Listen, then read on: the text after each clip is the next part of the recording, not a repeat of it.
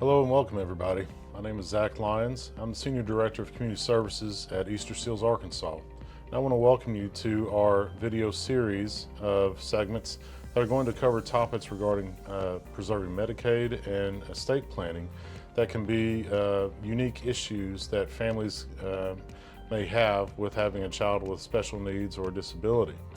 So we're going to go through this series of different topics, and we hope that it'll end up being a resource for you to address these different issues and gain some insight on that. And today we have here with us Harry Ehrenberg. He's the founder of the Special Needs Estate Planning Taskforce.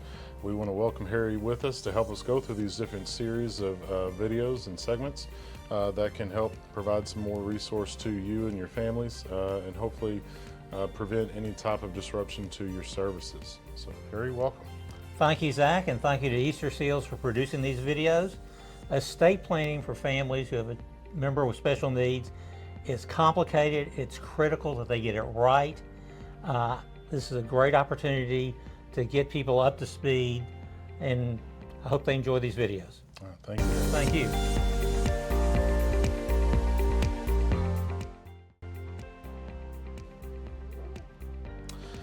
Harry, in this video, I want to get into another special topic in regards to understand that there's actually can be risk or even consequences of who the parent may leave their estate to, and particularly if they're worried about leaving it to the child with a disability, but rather they may want to, or they think it might be better to leave it to a sibling of the child or another family member. What's wrong with that approach? Well, Zach, candidly, that happens more often than not. Mm-hmm. Typically, parents have not done their planning. Look, about half the folks die without a will. You're right. Okay, so what does happen? So let's use an example. Okay. Mm-hmm. Instead, if I did not set up a trust for my son, instead I said, well, I'm going to leave it to my daughter. Mm-hmm. Okay. Mm-hmm.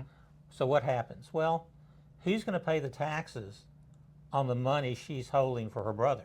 Well, she's going to pay them. Oh, okay. Yeah.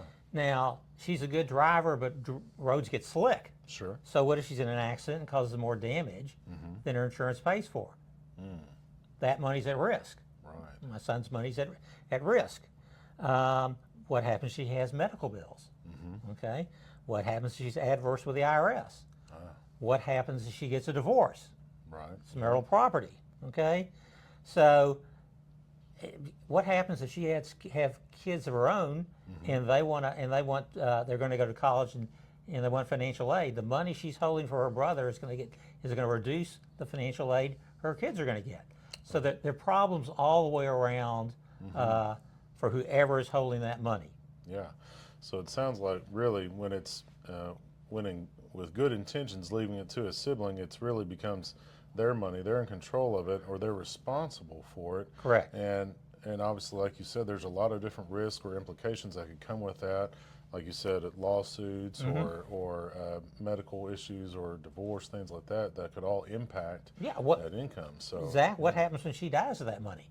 Oh, you're right. Okay. Yeah, absolutely. Okay. And the other problem is what happens to my son? And that becomes an issue when the state finds out that she's holding that money for him. Okay? Because typically what we found is, and we deal with the situation,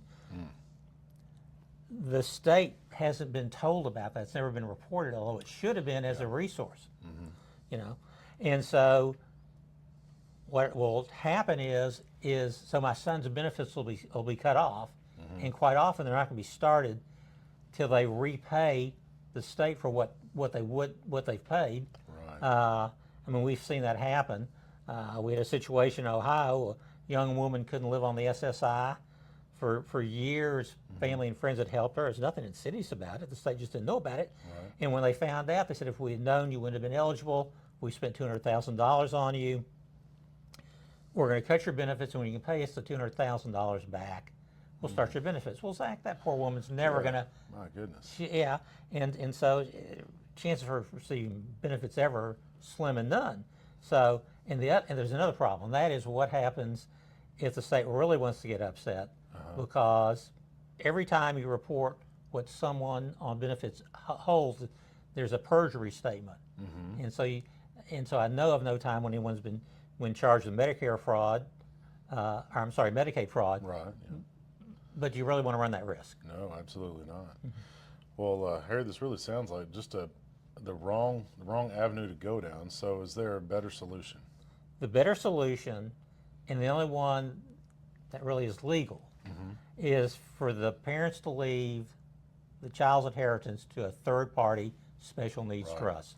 I got you. All right. Yeah, we talked about that in our other videos.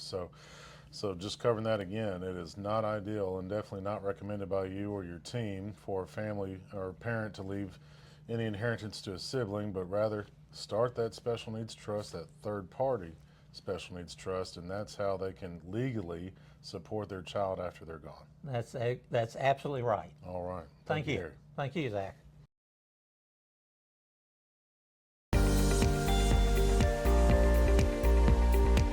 Zach, thank you, and thank you to Easterseals for producing this series of videos. We hope you found them informative. If you have any questions about the issues we discussed, please feel free to contact me. The task force is available for group presentations either in person or via Zoom. We are here to help families that have a child with special needs deal with these important issues.